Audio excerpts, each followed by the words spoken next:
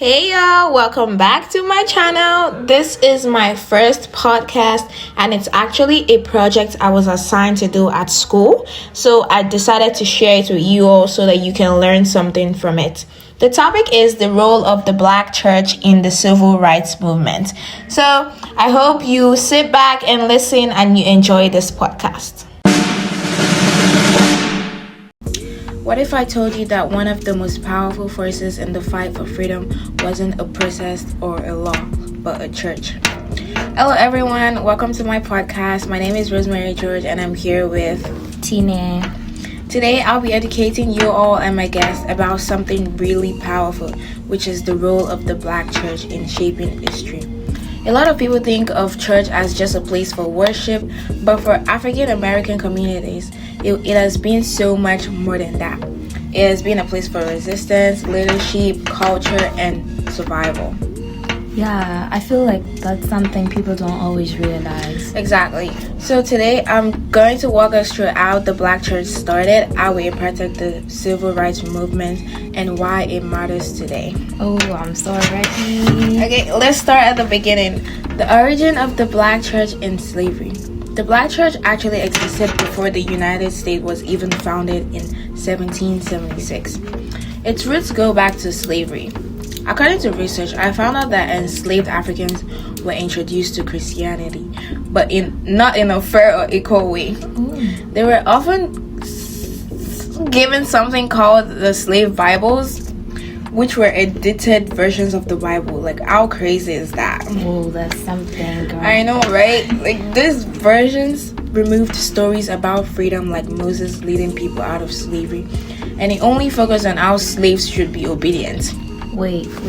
So they took all the parts that could inspire people to resist? Yeah, exactly. Religion was being used as a tool for control, but enslaved Africans didn't just accept that. They created their own spaces called the Invisible Church. Ooh, I like where this is going. Yeah. But wait, what is an invisible church? The invisible churches were sacred gatherings where enslaved people would meet, usually at night, to pray, sing, and talk freely and just be themselves.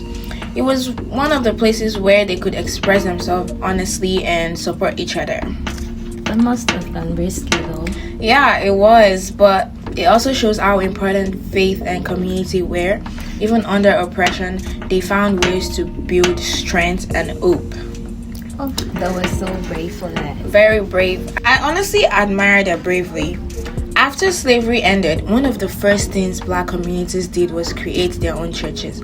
This wasn't because of different beliefs, it was because they were tired of being treated as second-class citizens in white churches. Oh, so it was more about equality than religion. Yeah, exactly. These churches became safe spaces where people could gather freely, but they also became centers for education, leadership, and culture.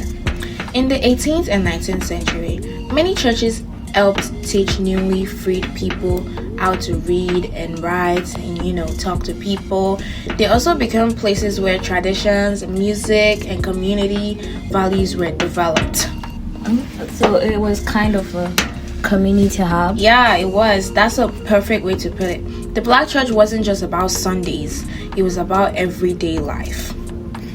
Oh, what a great community then. And honestly, the Black church became such an important part of African American life that thousands of churches were created across the United States over time.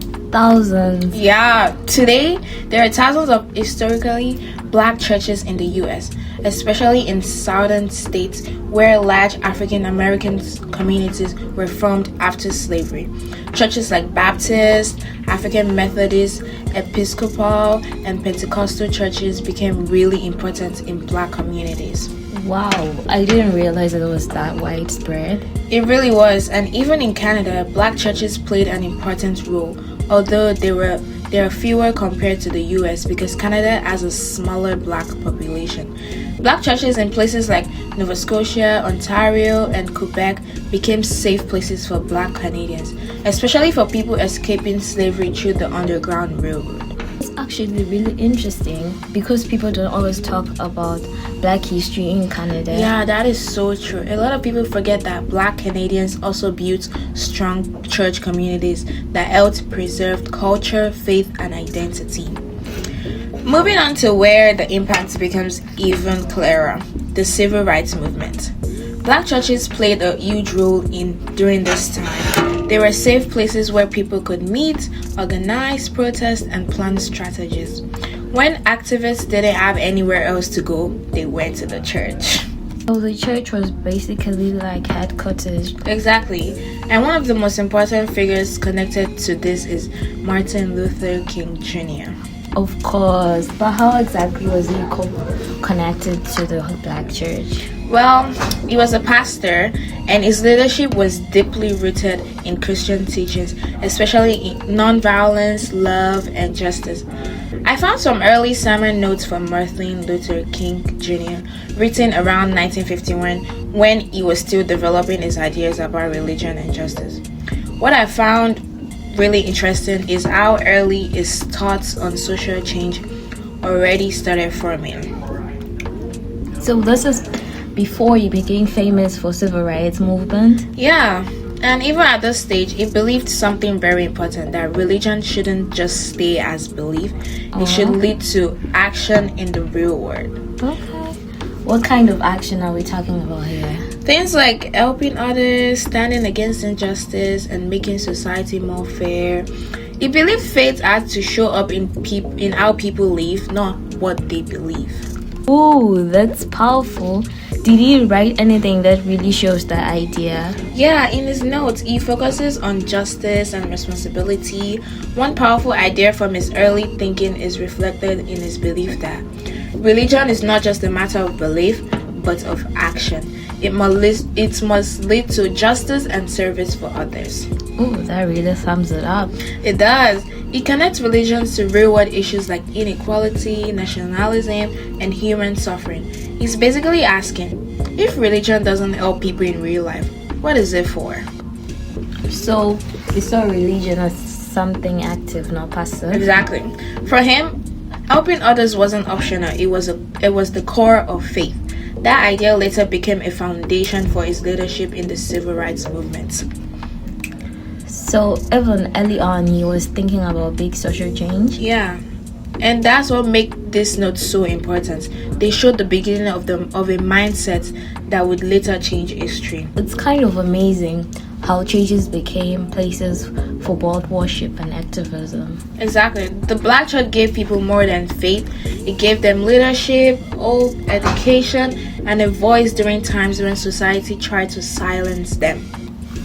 So the idea of peaceful protest came from religion. Yes, the belief was that you could fight injustice without becoming violent. That approach helped bring attention to inequality in a powerful way. That actually makes sense.